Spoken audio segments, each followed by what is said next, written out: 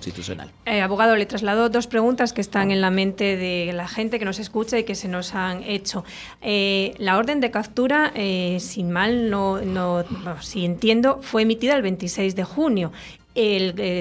Don Manuel Zelaya fue detenido o capturado el 28 de junio. Bien, esa sería la primera pregunta, ¿por qué ese lapso de tiempo? Y la segunda, algo que no se ha vuelto a comentar. Y usted mencionaba ahora que por razones de salud podría haber una sucesión presidencial. La carta de dimisión del presidente Zelaya, que fue entregada al Congreso Nacional. Son dos cuestiones que han quedado ahí y que como no se les ha dado una explicación todavía a esas dos cuestiones. Claro, todos los ciudadanos y ciudadanas de este país estamos esperando las explicaciones pertinentes y serias, por favor. Entendemos que el requerimiento fiscal, porque han habido algunos pronunciamientos del Poder Judicial, se presenta en horas más o menos aproximadamente en horas de la tarde del día viernes. La Corte Suprema se reúne en pleno y designan a uno de los magistrados de la Honorable Corte Suprema de Justicia para que conozca en primera instancia. Efectivamente, tal como usted lo indica, se emite la orden de captura. Hombre, en principio los jueces mandamos las órdenes de captura a la Policía Nacional, que así lo establece el Código de Procedimientos Penales. Es decir, yo entiendo que el magistrado que conoció en primera instancia del requerimiento fiscal contra el presidente Zelaya presentó su orden de captura, su orden a la Policía Nacional Civil, que es la que le corresponde capturar a un ciudadano de este país que va a ser sometido a la justicia. No entendemos, y por lo tanto esperamos alguna explicación del ejército, cómo es que aparece el ejército cumpliendo una orden de carácter judicial y no la policía. Y la hacen no efectivamente ni el día viernes en horas de la noche, porque no lo podían hacer, ni el día sábado, sino que la realizan el día domingo en horas de la madrugada, y vamos a creer nosotros que se efectuó con el alba del día a las 6 de la mañana. Muchos testigos dicen que no pasó esto, pero nosotros vamos a creer que sí pasó.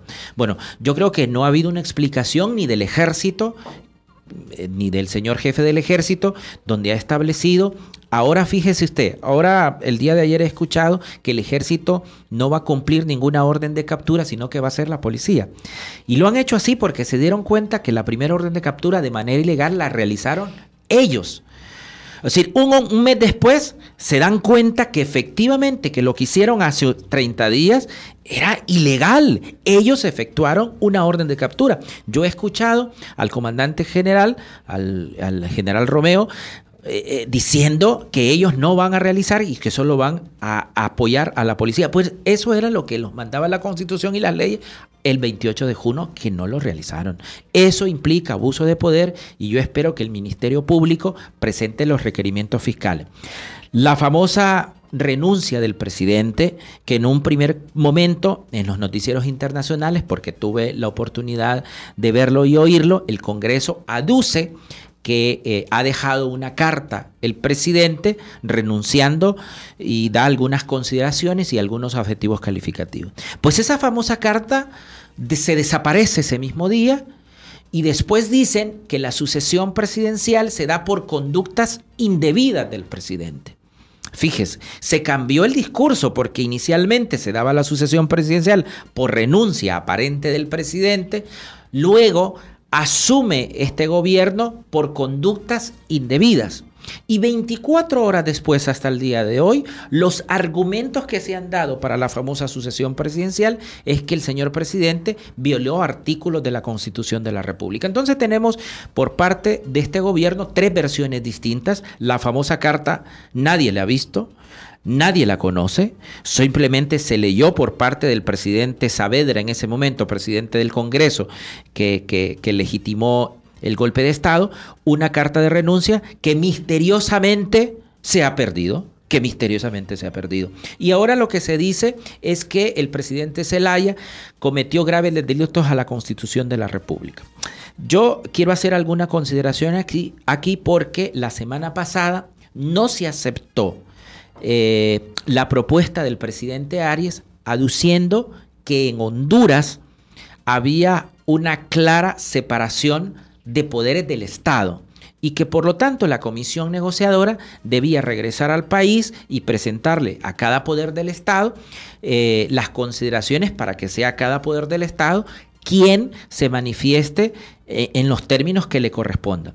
Bueno, pero es que este discurso es distinto al que se ha venido sosteniendo, porque desde la presidencia de la República actual del presidente Micheletti, él claramente ha establecido que el presidente Zelaya cometió delitos.